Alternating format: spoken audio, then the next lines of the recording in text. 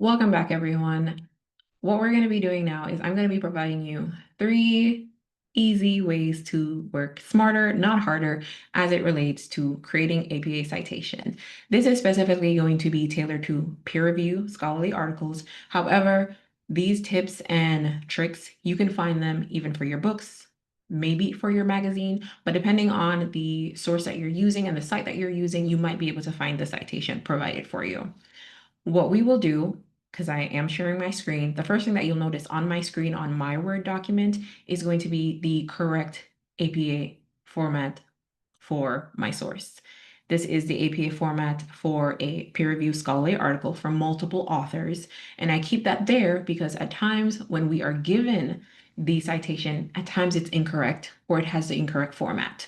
So even though we're working smarter, not harder, we're going to make sure that we are editing our sources to make sure it matches the correct format.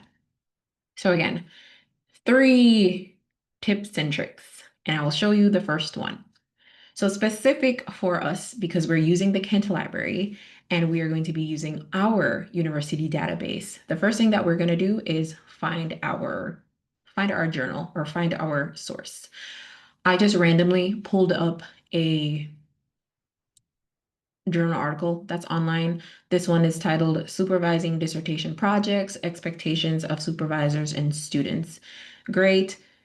I didn't pick this for any specific reason. I just kind of want to show you where the function is so that again, you can work smarter, not harder. So you are welcome to create your citation by scratch. I recommend that not only in class, but because it helps you not to make any mistakes or as many mistakes, one could argue. But as we're working smarter, not harder, here is our nifty dandy trick. If you navigate over to the quotation symbol, you'll see something called a cite. If you click right there, it will give you the APA citation ready in its specific format. Because for our class, we're going to be using APA 7th, maybe in another class, your instructor requires Chicago, MLA, Harvard, whatever the case may be, it has the various formats and citations. Again, for our class, we're going to be using APA 7th, and if you look towards the bottom, this is the citation that it provides. What you do is you can click on it and copy, or if you just click on the copy to clipboard, navigate back to your Word document, and then you paste it here.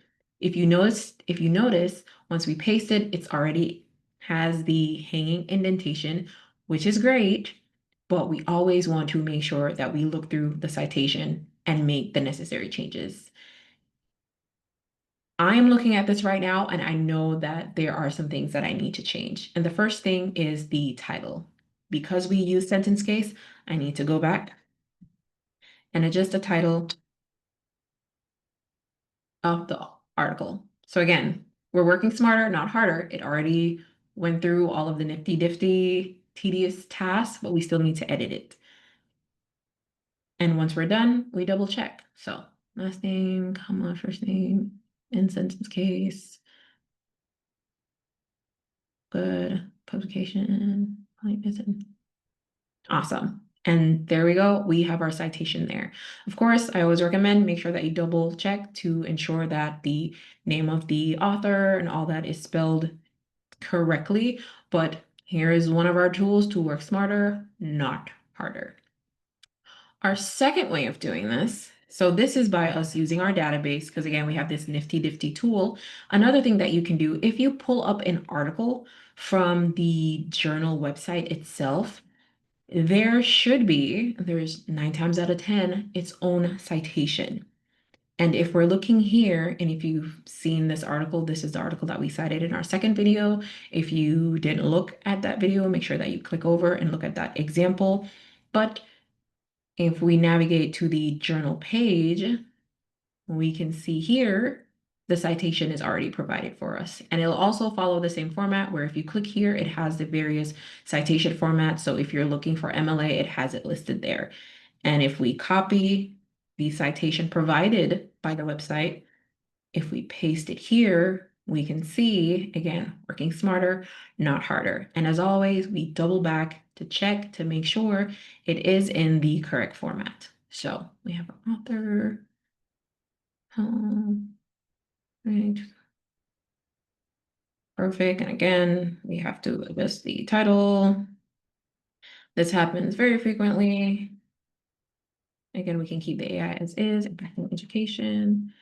This is italicized. I typically always click on it because sometimes it's very difficult to see with the naked eye whether it's italicized or not. So I also recommend you do the same here. And then our hyperlink or DOI is not hyperlinked. So great.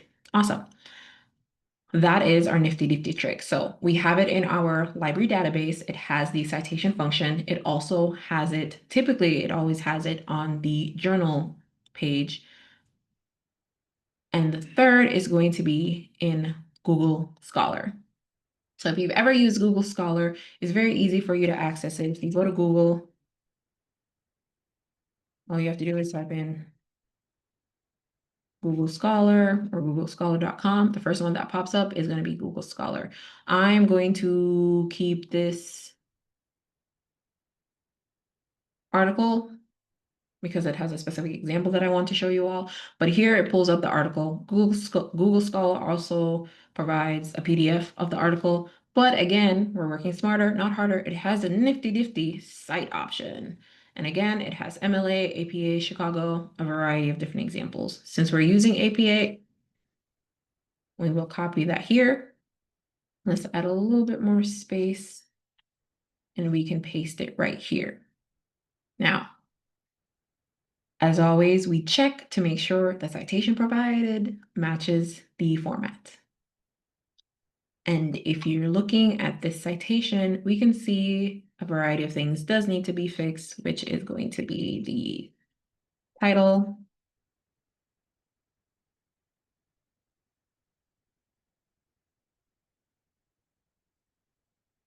We can keep AI as is. Here we're able to see journal is italicized, volume number is italicized. We have the page number, but we are missing the DOI hyperlink. So again, the citation will provide you with a lot of the correct information, but sometimes the format needs to be included and sometimes information is missing. Since we already have the link here, I'll just copy and paste it at the bottom, but that will probably require you to do a little bit more research, and that might be diving into the article itself, finding it on the journal page, finding the DOI number, or even looking on the article, because sometimes 9 times out of 10 it's going to be listed on the article as well. Maybe not in a hyperlink format, but it will have the DOI that you can search and find it. So these are 3 tips and tricks that you're going to be using. Again, I'll delete this one because it's an exact replica. Per APA, our citation needs to be in alphabetical order. It is already in a hanging indentation format, so that is good. Before you submit anything, we remove the format. This is only done to make sure that I did not want that to happen. It's fine. This is only done to make sure that you have it on hand quickly. You can glance at it to see discrepancies, but please note that there are a variety of options to help you work smarter, not harder. But if you are using any citation, please make sure that you revise it and edit it to correct any errors or mistakes. So that is my 3 tips, tricks, and recommendations for you to work smarter, not harder, as you are creating citations in APA format.